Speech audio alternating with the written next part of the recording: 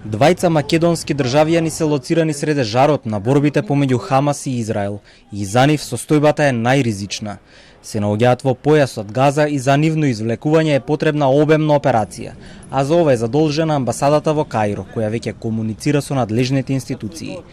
Овие македонски државјани се дел од неколкуте кои што се затекнати во подрачјата кои се сметаат за најнебезбедни и веќе е обезбеден внатрешен транспорт низ територијата на Израел за нивно префрлување на безбедна локација, од каде би можеле да бидат упатени кон дома.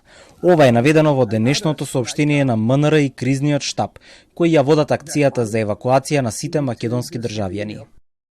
Амбасадата на Северна Македонија во Тел Авив во тесна координација со кризниот штаб во МНР активно работат на враќање на уште 100 наши државјани кои побарале помош во напуштањето на Израел и кои во најголем дел се наоѓаат на безбедни локации.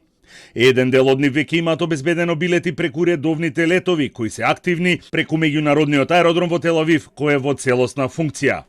До сега вкупно 30 македонски државјани успешно се евакуирани и се на безбедно, откако побараа помош од МНР за да се заминат од Израел.